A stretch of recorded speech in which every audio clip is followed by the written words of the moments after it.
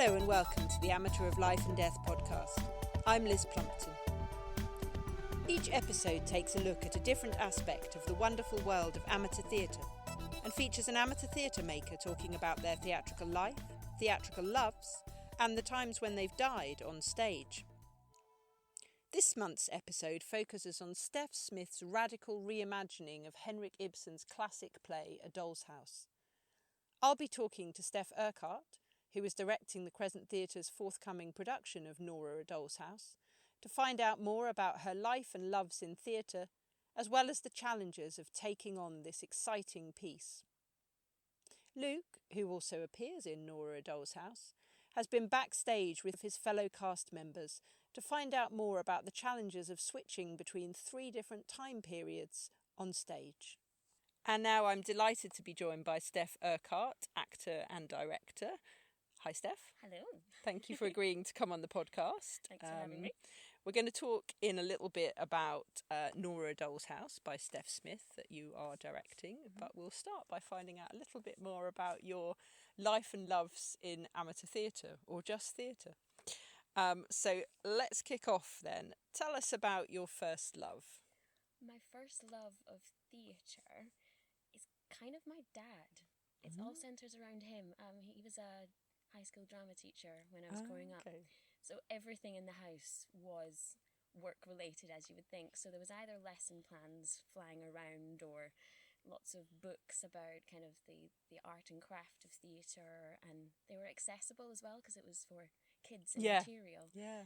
Or just stacks of plays because he was a theatre lover himself. So that's kind of, I don't ever remember a time where I didn't love theatre. So I think my first stuff has to be centred around him, and because he was a performer as well, I got to very young see the difference between the person and the character, and that kind of whole world, and being at rehearsals and kind of seeing how things are created and behind the scenes. So yeah, it was really interesting introduction to theatre. So do you remember going to see your dad in shows? Yeah, I do. Any specific ones? Oh my goodness, so many. He was into musicals for a bit.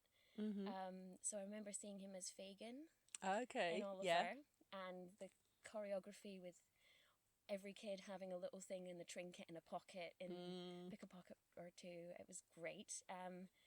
The one I actually remember more, just because of the stories in the family because of it, he was in Man of La Mancha. I think I was like 8 or 9 maybe. And in that, he was Sancho Panza, but there's quite a violent section with Dulcinea and lots of men.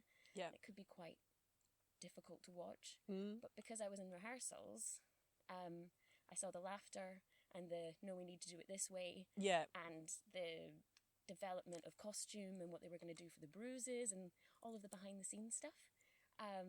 So when it came to the show, Dad and I were fine about it because you knew it wasn't real. You'd but my seen dad's it. Parents took me to see it, and we hadn't thought to give them a heads up. So when it started getting really quite dark, they tried to usher me out. And apparently, I don't remember, but apparently I said something along the lines of, "Don't worry, she's fine, they're acting." But not, I hadn't quite developed a stage whisper at that point, so I don't think I added to the ambiance of that moment, but at least we sat back down. But yeah, it was just lots of cool things about the people and what you make, and I just remember that a lot.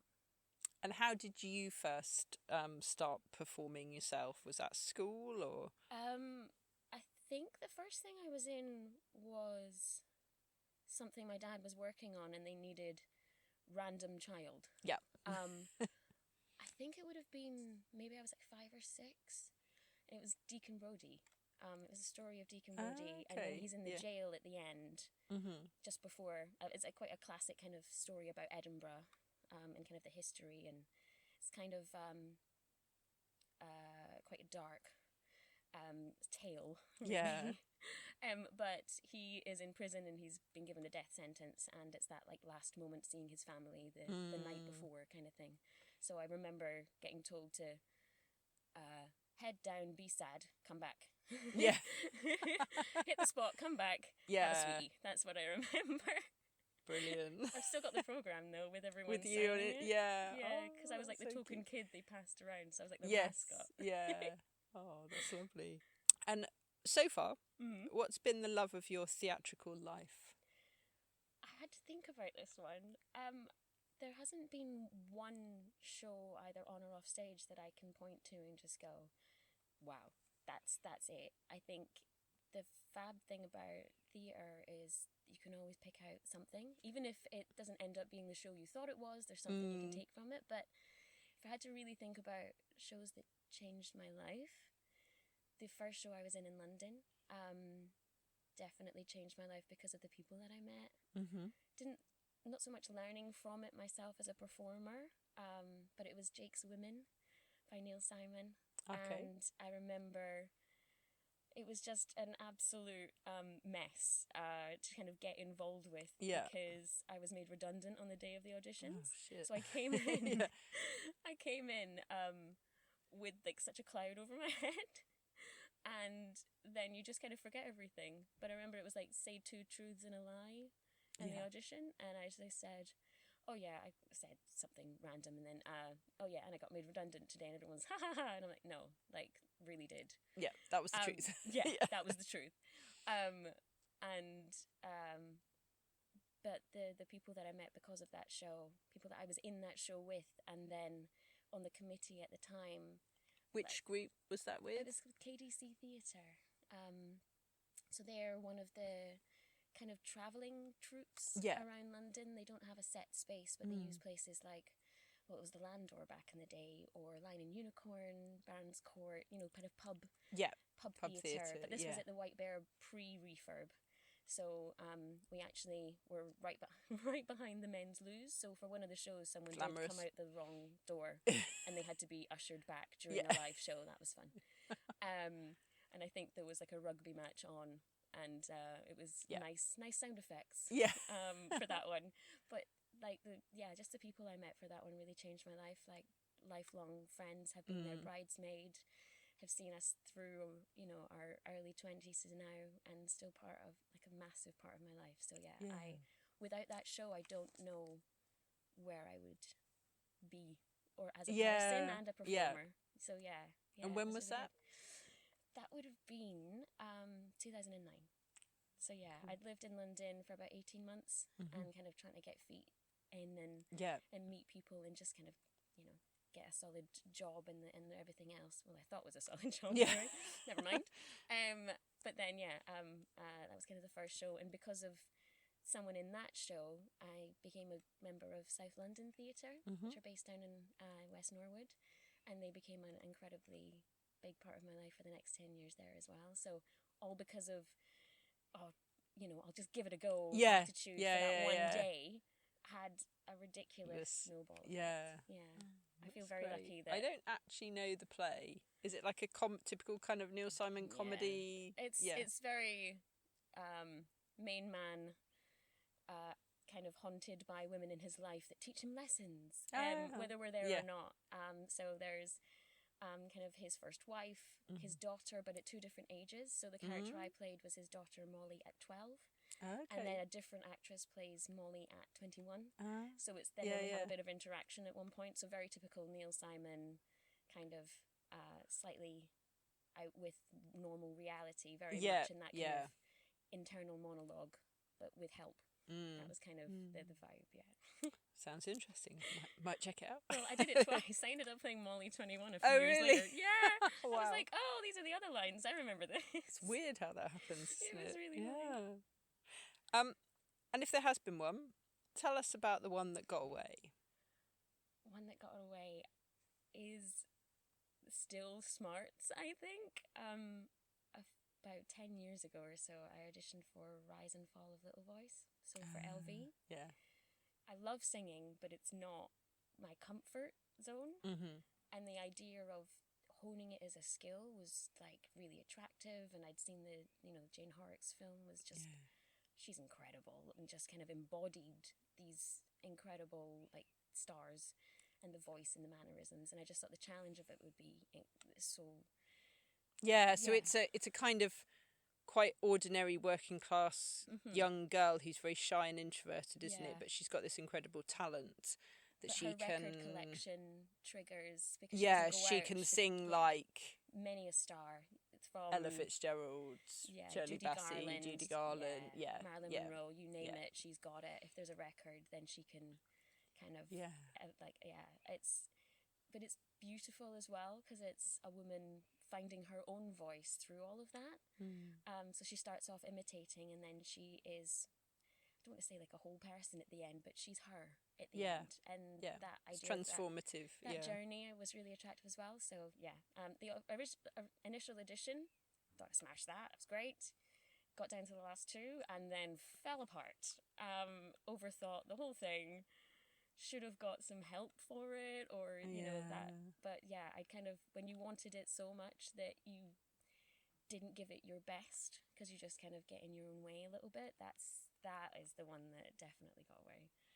Because I think I would have been the right age for it. And it's kind of worse when you know you like didn't give your best audition. I think sometimes you think, well, I've done my best and someone else is just better or more suitable for the part. But it's really galling, isn't it, when you're like, I self-sabotage all my own that. fault. And I saw it, and she was, you know, the person they cast in the end was the right person for their production. Yeah. But just the excitement and the idea of having a go has definitely stuck with.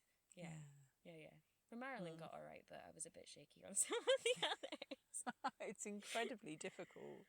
I've not tried for years, but incredibly difficult that's because it was so different. That's definitely the one that got away. Yeah.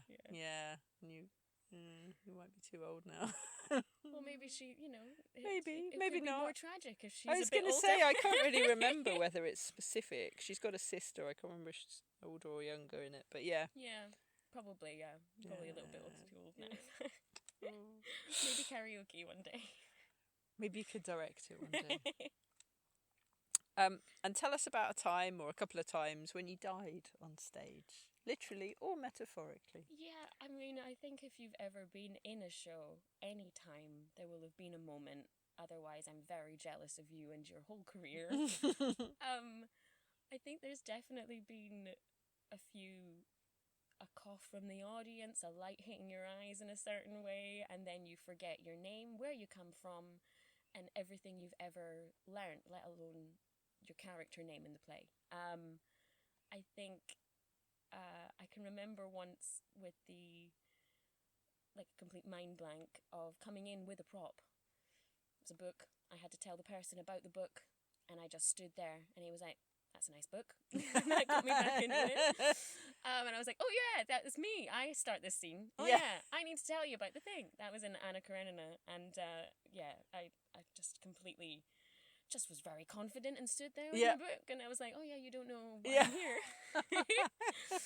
But I think I've only ever died in the plot once, and that was a show called Experiment with an Air Pump. So there, it again, that's quite Sheila Stevenson. It is, yeah, and that does a lot of time hopping as well, actually. But I played a kind of a Scottish maid, which was helpful. Why did you get cast as that, Steph? Well, you say that, but it's not always a guarantee, apparently. But she was a Scottish maid, and she happened to have a hunchback. And in the context of the show, she works for a doctor, and the doctor has colleagues, and one of those colleagues becomes fascinated by what he considers as this medical marvel deformity. But he's too far the other way and is enamoured and lots of interesting thoughts about it. And basically he thinks the only way to easily see it is to seduce her. And basically kind of gets her to the point that she thinks he's in love with her, and then it all falls apart. So she actually tries to commit suicide. She tries to hang herself. He interrupts it, saves her, and then goes, "Oh no, this will be easier," and then strangles her. So I kind of got to die twice in the same show. But to be hung That's really difficult to do It safely. was via an abseiling harness, which covered everything. Which meant I didn't drink any liquids from the time I put it on until the time the show was done, because you couldn't go to the toilet. Couldn't get out of it, and the hunchback was attached to it as well. So it was like it was a whole thing. It was definitely the most physical performance I've ever done, and it was really cool though. Like, getting to do those things on stage is one in a million, and the mechanics of it and enjoying all of that and feeling completely safe. But then also the shock of the audience. One, because there's this beautiful monologue just before she tries to hang herself. And then the shock of being interrupted and potentially being saved, and then it's just the third blow is then still kind of her life being taken but away from her, and the control even at that end being taken from her as well, which was like really visceral, I think. So yeah, that was pretty cool. But yeah, abseiling harnesses and women do not make sense. After you'd been strangled, did you get to go off stage and go to the toilet? Nope. God. I got a coffin lifted over me, which had no bottom to the coffin. Yeah. And it got lifted over me because there was a whole funeral bit. Oh my gosh. And I just had to sit there until the end of the show. I was basically stuck. In the harness. In the fake coffin, just going, not too long now, and we go, staring Not at the light. Not a good role if you have claustrophobia. It was an interesting show, but you name it, we did it. We had open flame candle, and because I was the maid, I had to carry it through the blocks, and I was having a heart attack every night about that, so you name it, we did it in that show. Long risk assessment. It was ridiculous. There was a hat with a chimney and smoke in it that another character had to wear. Yeah. So it's a crazy play, but really interesting characters, and what a thrill to play something like that. So yeah, I think that was back in, goodness, like 2012 maybe. But yeah, that was probably some of the most fun. And that's the only time your characters died in the plot? I honestly think so. That's quite rare. Yeah, I was trying to think about it, and I honestly think so. I'm probably going to be corrected quite forcibly after this, probably. But I think so. Yeah. I couldn't think of straight off the bat of any other times. And I've dragged a dead body off stage, but I don't think I've been responsible for any deaths. Okay. So, if that helps. There's still time. Thanks. Yeah. Look forward to it. As you get older, you may find you play characters that die more. I can't wait. Can't wait. Bring it on.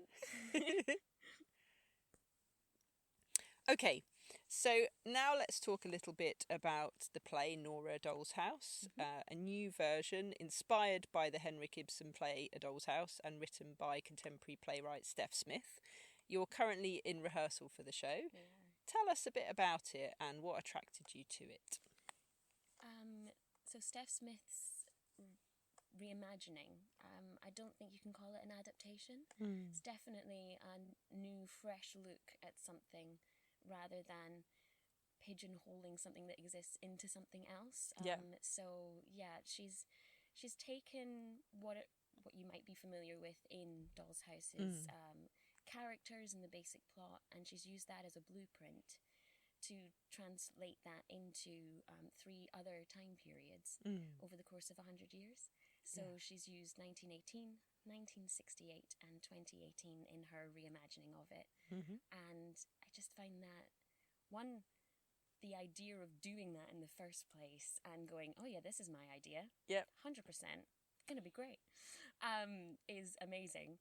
And the way in which she kind of puts the same characters but gives them either, there's different technology, there's different motivations, potentially there's other choices that are available as well, and mixes all that together is really interesting just to get into. But I think what attracted me to it the first time I read it was I didn't have all the answers. Yeah. And it's a challenge. There's not a lot of plays when you read it for the first time that you automatically want to have another read and go, did I get that right? And also there's multi-rolling as well. So each actor plays either the versions of that same character through each time period. So that's all of our gentlemen. Yeah. And all of our ladies play Nora and Christine. So they play a friend of Nora's in each of the time periods as well. So mixing all of that together is definitely a challenge, but it also sparks your imagination. And I think doesn't always happen when you read a play. Sometimes you read, like, you know, it can be emotional and it can be exciting to read, and there's lots of depth to it, but you're like, okay, kitchen sink, got it. Something happens at the start, there's a peak in the middle, and we've got a resolution at the end. But this is definitely not one of those. Yeah. You don't know how you're going to solve the puzzle. And as an audience member, it's nice to be challenged that you're not given all the pieces of that puzzle, and you have to kind of form your own opinion about it. So I think there's, you know, a few times we always say, you can have a chat about it in the bar afterwards, but I really think there's going to be that's really the case. Definitely. So it's a reimagining, as you said, of Ibsen's A Doll's House. The original play, A Doll's House, has been incredibly iconic and enduring. It's still being revived and still being adapted or inspiring kind of reimaginings nearly 150 years after it was first produced. Why do you think that play has endured? What's universal or timeless about the story? I think the way it encapsulates certain timeless themes.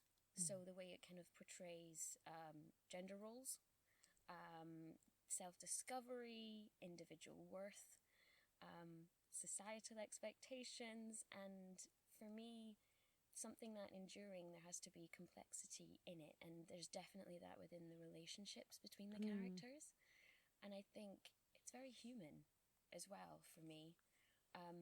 There is no good and evil, or there's ideas of good and evil, or your idea of right and wrong, but where is the line?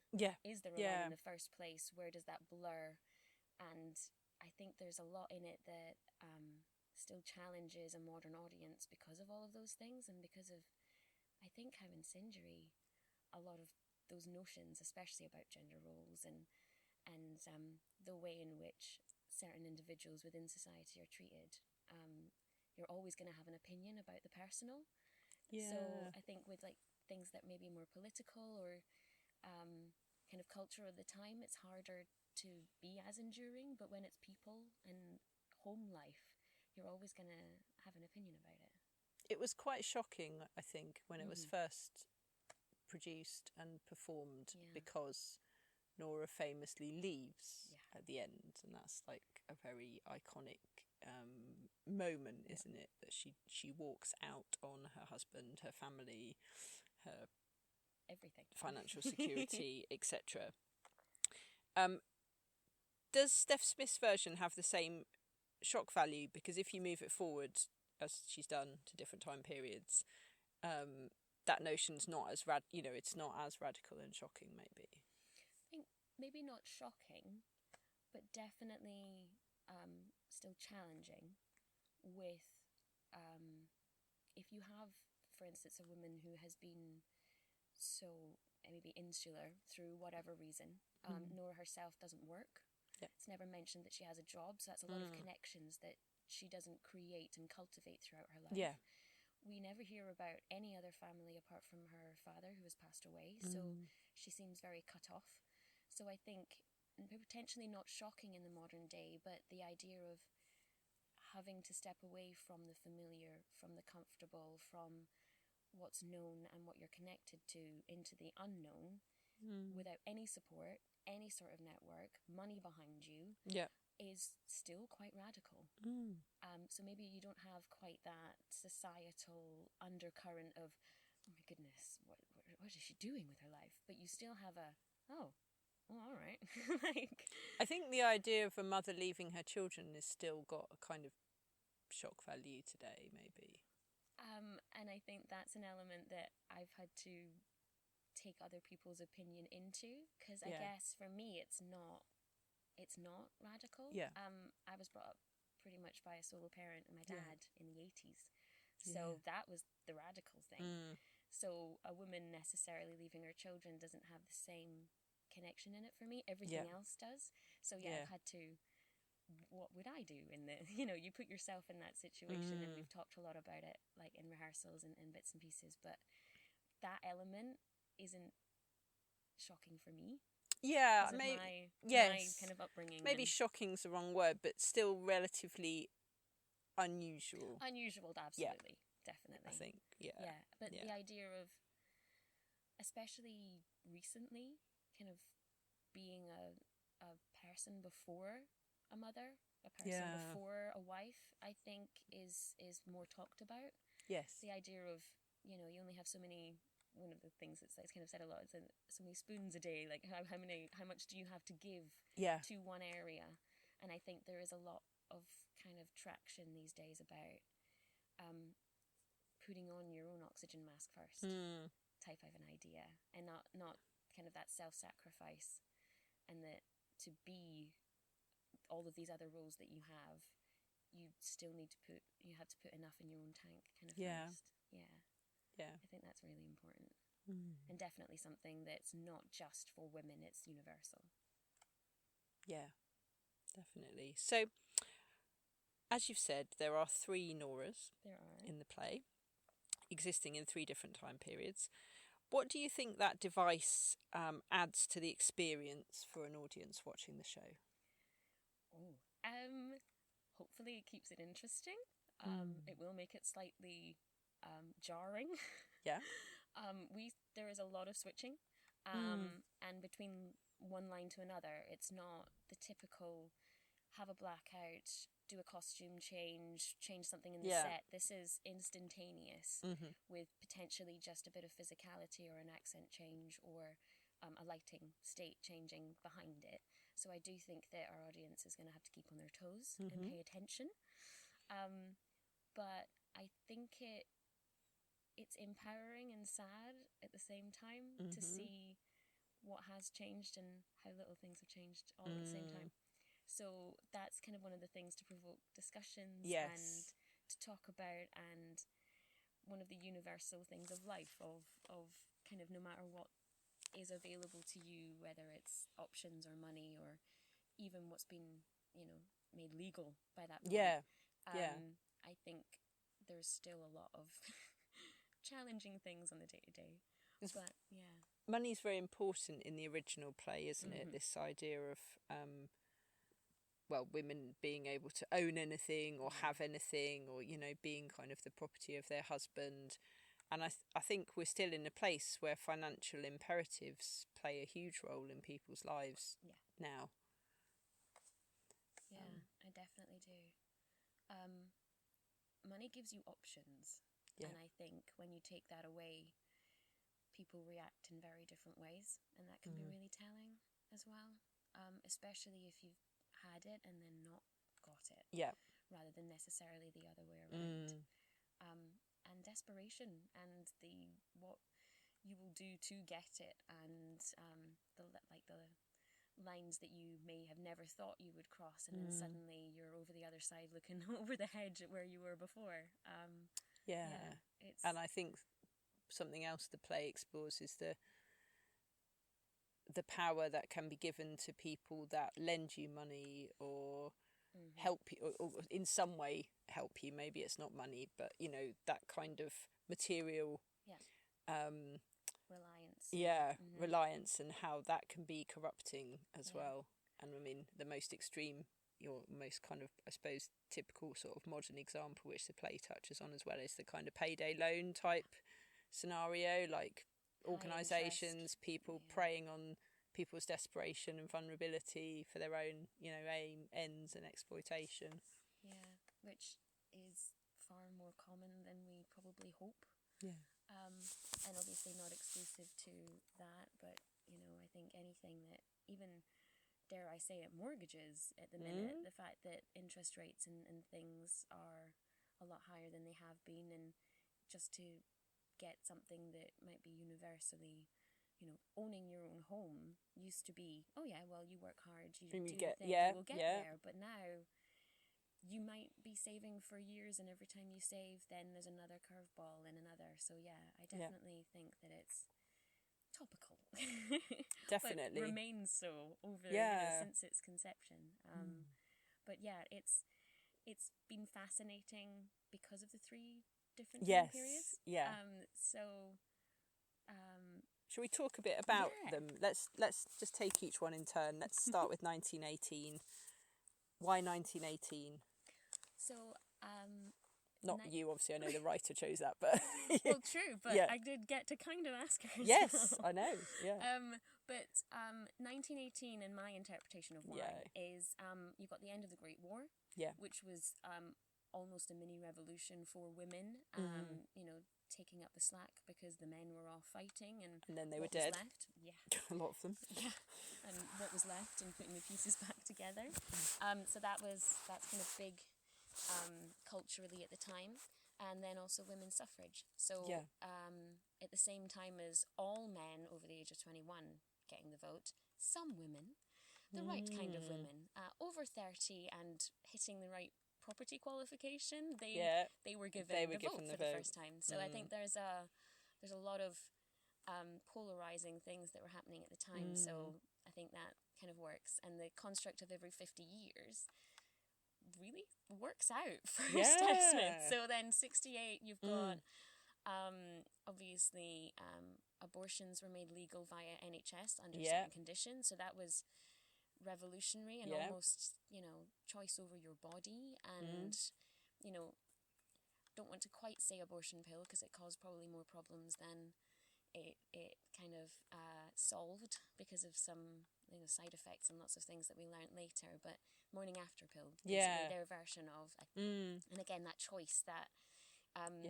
you know, the poverty line being affected by how many kids you have and that kind of an idea, and your own health, and absolutely, all that kind of stuff, and around kind of same-sex relationships as well, and kind of the legality of that. So it was homosexuality over 21, I think, was then decriminalised. Decriminalised. When was that? 68? 67. I think so. Yeah. I think so. Which is, again, in itself crazy when you think, I think the legal ages were only brought in line with each other in the 90s or even 2000, I think it was. I think it was 2000, maybe. Was the late 90s, but I can't remember. But recent. Very recent. Yeah. So, that was all part of the kind of bit there. There was also, going back to like the finance stuff, the first credit cards were introduced, I think, 66, 67 as well. So, again, that idea of control and taking that kind of independence, self-independence, and options being available to you that you hadn't before. So there was a lot going on. And 2018? Well, 2018, right in the wake of all of the Me Too movement. So again, 50 years after the 68 version, you have then all of this other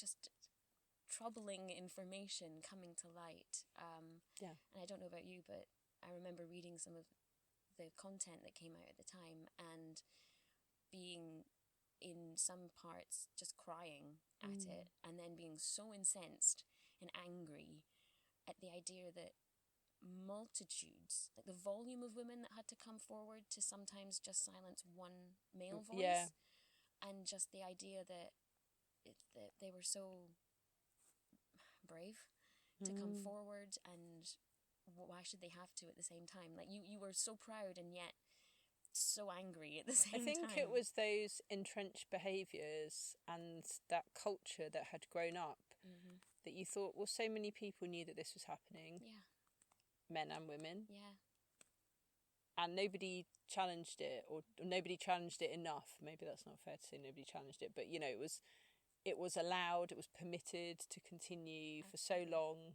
in organisation, you know, in institutions, organisations, But the idea for me that the way that it was packaged right at the start of it was vulnerable women, and then very quickly it became just women, just all women, and then obviously that's not to say it people in power don't take liabilities, I don't think it's the right word, don't kind of abuse their position of power with others as well.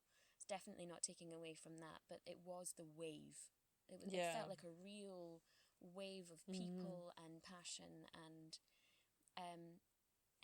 the bit for me that kind of really dug its claws in, I remember back at the time of reading it all, was it was usually in a work environment. So you've got these women who are not quote unquote vulnerable, who might not have been that young, but they were still put in a position where they were, you know, potentially taken advantage of, or at least put in a compromising position and emotionally violated, if not otherwise. And it was in their day-to-day, it was their job. It was either their boss or someone in power that they came with. Like, it was just, no matter how much independence you think you have, one person could snap their fingers and take it away. And that's the bit that stuck with me, I think. And I think that resonates in the Doll's House story as well, doesn't it? With the kind of blackmailer and that sort of storyline from the original. Yeah. It's quite easy to see how that can be translated to, you know, a pretty modern day situation. But the cool thing for me about Doll's House and Nora, A Doll's House as well, is again that idea of, is there good, is there evil, or is everyone just trying their best with what they've got at the time? So we've worked really hard to not have a villain of the story. Yes, it's a lot of grey areas. There is basically all grey. Yeah, the whole thing is a whole is a rainbow of grey. Yeah. Great. So I think we kind of know the challenges of staging the play. You've got 3 time periods, 3 Noras who also play a Christine in a different time period, 3 men who play the 3 men from the original story, but and they're the same sort of character, but in 3 different time periods. So how are you tackling those challenges? Well, let me just lay that out in a nice easy 1 to 10 list for you, Liz. Through various methods, I think is the only way to answer that one. Lots of conversations in rehearsal, and also not coming in with one set idea. I think it's been a real collaborative rehearsal process. So finding out what things the cast are comfortable with. Is that accents? Is it kind of physicality? So looking at each time period and trying to imbue them with a different physicality, a different way of holding yourself. But it's not just you personally, it's personal space between each you actor, and other people, depending on the time frame as well, and how they sit and how familiar they are. And that's the great thing about Stef Smith's script, is the way in which the characters talk to each other changes in the different time periods. So it's all there for you, it's just how you interpret it together. But there's actually a 4th in our version, and that is our, as what we've termed it in rehearsals, is our narration time. So there are parts of the show where the Noras either speak to the audience or to each other. So we have a 4th. It's this kind of in between our wibbly wobbly timey-wimey bit. So that there's that kind of ethereal anytime aspect as well. So we've got a 4th. 4th dimension. Which is great on the list. And do you have a favourite moment or line from the play? I think, I don't want to do spoilers. A lot of my favourite lines are at the end. It's the kind of either empowering or the standing up, and it's that kind of taking a stand. And that's one of the phrases that's used repeated. A woman stands. And that, for me, can mean so many different things. A woman stands can just be, she stood in front of you.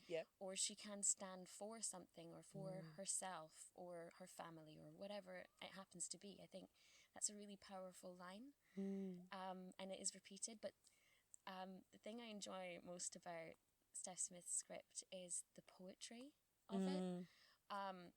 If your thing is alliteration, this is the play for you. There's a lot of alliteration and imagery and kind of colourful ways of describing some. It's not the easy way.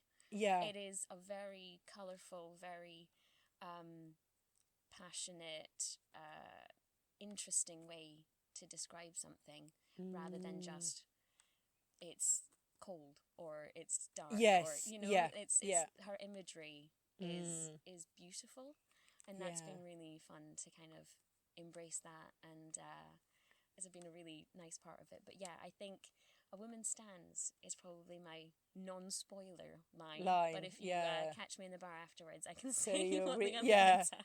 Okay, and we can't let you go, Steph, without subjecting you to our backstage binaries. So these are quick-fire binary option questions, and I'm just looking for your first instinctive response. And at the end, you can clarify one of your answers if you want. Okey-doke. Don't like the word subjective straight off the bat, but okay, here we go. On stage or backstage? Whichever one I'm doing at the time. So that's backstage at the moment. Backstage at the moment. Act or direct? Direct. Lighting or sound? That's mean. Sound, but with provisors. Rehearsal or performance? Rehearsal, 100%. Tech or dress? Dress. Sing or dance? Sing. Play or sing? Play. Hair or makeup? Makeup. Modern or period? Period. Comedy or tragedy? Comedy. Set or props? Set. Macaroons or tarantella? You had me at food. Macaroons. 1918 or 1968? 1918. 1968 or 2018? This is awful. 68. Stef Smith or Henrik Ibsen? Stef Smith. That one was easy. I had to do that. Are there any of those that you would like to clarify? I forget everything you just said, so probably. You picked 1918 over 68, and then you picked 68 over 2018. I did. For reasons for the play, exploring the 68 time period has given unique challenges and a lot of interesting conversation, and that definitely would be spoilers. Yeah. So that in the rehearsal room has been really interesting. And 1918, and I'm sorry to my other Noras, I think she's got some of the best lines. The way that Stef Smith put in the kind of the imagery and the dialogue for 1918 Nora is probably my favourite, so that's the reason for that. And who wants modern? There's less to research, isn't there? 2018, we're like, well, that was 6-7 years ago. We remember that, so it doesn't have the otherness, maybe. The first time I was looking into it, I was like, it was only 2 years ago. And it's like, no, that was that was a while ago now, Steph. Yeah, well done. But it's that recent past doesn't feel as... Yeah. It's interesting, isn't it? We don't do research, really. It's not as interesting. And I have to say Stef Smith, because I met her. So I have to say that. Yeah, definitely. And you're doing her play, not... Well, exactly. But also, she was just so lovely. So, yeah. And if you buy a programme, you get to read the interview that you did with her, which is fantastic. Yeah. Thanks, Liz. Now, I'm delighted to welcome some of the actors that we are going to be seeing in Nora a Doll's House, not including me. I am acting in it, but it's not about me, is it? And their voices are much more interesting to listen to. I'm going to be speaking to a couple of the actors from the play, and we're going to be hearing about how they go about playing the characters in different time periods, thinking about maybe their physicality or their voice, or maybe just how they approach it in general.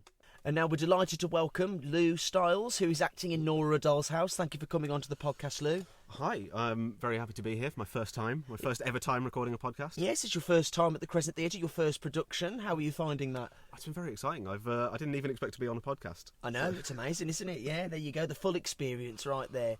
Yeah. And joyful. Yes, well, it's been an absolute delight to work with you myself, which I've thoroughly enjoyed.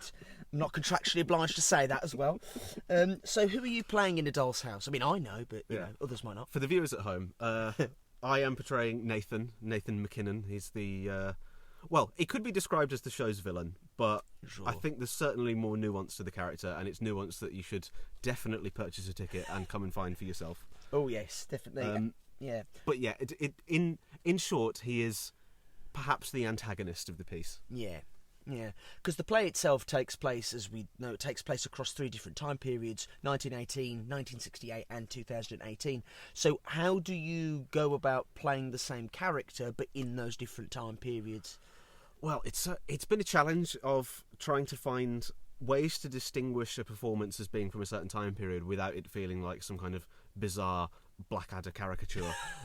And so for 1918, that's definitely the most challenging to not turn into farce. Sure. Because you've got to put on the post-war pomp. You've got to put on the classiness, yes, the accent, and that's been simple enough to do. But you move further on, and you start to encounter the problem of certain decades have less of a temporal identity. Yeah. So the modern day, reasonably easy because you can put on yourself. I was alive for that period, so I know what people in 2018 were like. But when it comes to 68, it's a lot more difficult because it's like I said, that decade doesn't have as distinct a identity. Yeah. So portraying it in a piece like this and making it obvious to the audience that the time has changed, which is very important in this piece, has been, I'd say, difficult. But I hope I've managed it. Well, I think if you found it challenging, I think a lot of us have probably found that challenging. I'd say that 1918 is the top hole. Yeah. Good old, that kind of approach. And then 2018 is quite naturalistic, and then it's difficult finding that sort of balance in between, isn't it? Yes. It's the median where it's not quite pomp and circumstance, but also it's not modern enough to be casual. Yeah. No. Have you had any experience with this play before? No, actually. I'm kind of tangentially familiar with Ibsen's original because it's one of the legendary classics of transgressive theatre. But this adaptation, I actually had not heard of before. I was entirely unfamiliar that there was a modern adaptation, so it's been quite exciting becoming familiar with both the original and the modern version at the same time. There you go. And we're also delighted to welcome Tom Loud onto the podcast as well. Welcome, Tom. Thank you for coming on. Thank you for having me. And who are you playing in Nora Doll's House? Well, I'm playing Thomas, who is Nora's husband, in all 3 time periods. Yes, because it's across 3 time periods. How do you play those? How do you play that role differently across the 3 time periods? Maybe take it a time period at a time. So, I think it was really important to make sure they were all different, and it's a mixture of different things. So. At a very fundamental level, it's sort of each character, sort of their motivations are completely different and things like that. So really drilling into that is quite an important thing. And then on a different level, changing things like posture, because in the different time periods, in 1918, for instance, people tended to hold themselves upright more often. Sure. Whereas now we all do have office jobs, and therefore our posture is absolutely abysmal. So the 2018 is possibly close to the posture that I have on a day-to-day basis. And then 1968, is a sort of meeting of the two. And then to try and sort of distinguish each of those, we've also played with some accent work as well, which I won't go into too much detail, just Is that to keep the audience in suspense? Just to keep the audience in suspense, yeah. Okay, yeah. But there is very good there accent. Is some stress. Thank you. There's some interesting accent work that we're doing to try and delineate those 3, because partly because people do speak differently now than, for example, in 1918, but also to try and give those different characters something a little different, a little bit of a different flair. Is this your first time experiencing this play? Or have you studied it before?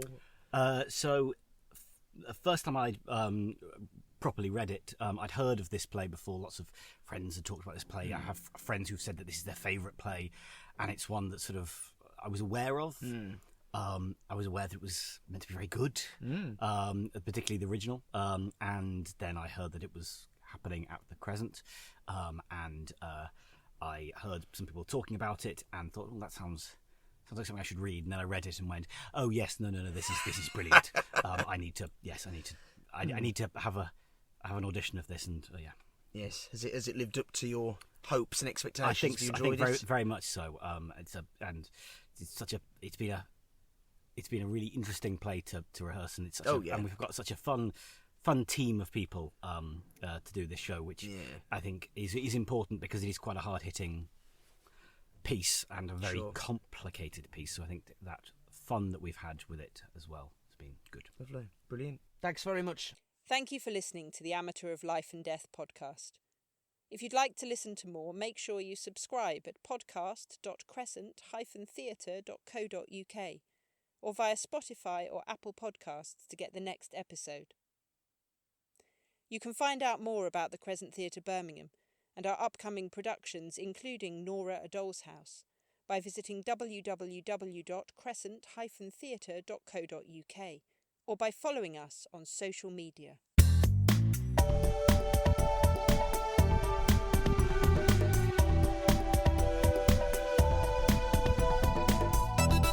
Amateur of Life and Death is a Crescent Theatre production. This episode was researched and presented by Luke Plimmer and Liz Plumpton. The music is by Brendan Stanley, and this episode was edited by Liz Plumpton.